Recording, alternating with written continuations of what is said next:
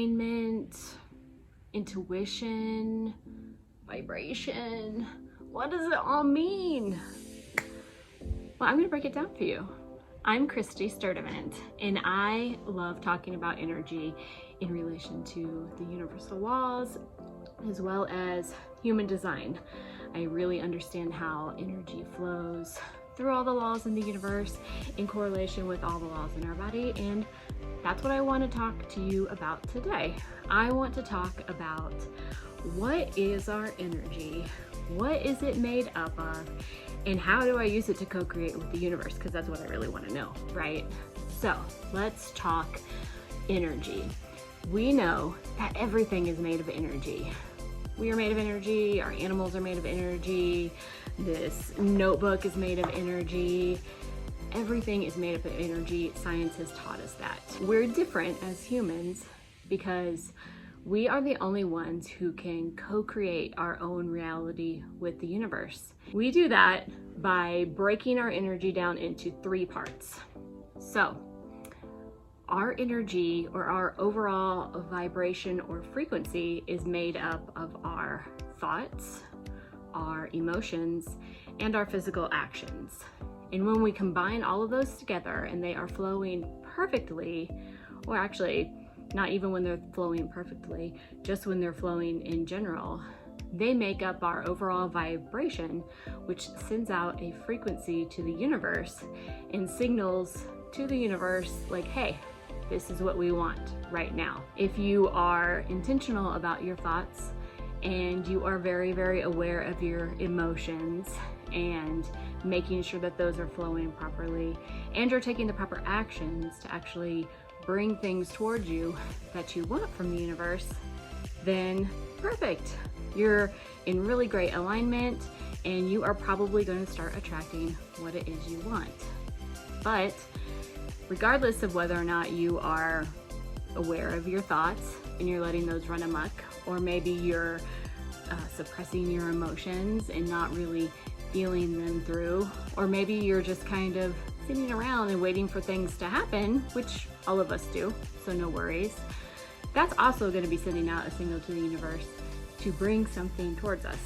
So what do? We have to be aware of these 3 aspects of ourselves and start fine-tuning them so that we can start attracting exactly what it is we want. All right. So one of my favorite shows right now on Apple TV is Physical with Rose Byrne, and in it she is a fitness instructor in the 80s who is trying to build her own empire. And one of the things that really bothers me about this show is the fact that she has such terrible negative self-talk.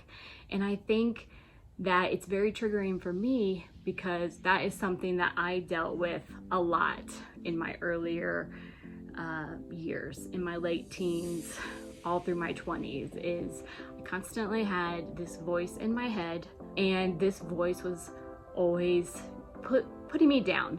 It was telling me I wasn't good enough, I'm not doing enough, you could do better, you're unlovable. And it's a terrible, terrible place to be for anyone. And I think that tracking your thoughts and becoming aware of your thoughts is one of the easiest first steps, at least becoming aware of them.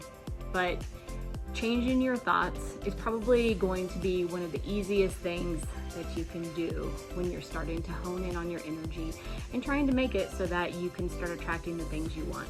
Become aware of your thoughts, become aware of how you're talking to yourself. And I know you've probably heard it before, but don't tell yourself something that you wouldn't tell your best friend, because it's just not nice and it's not helpful at all. The second one, emotions.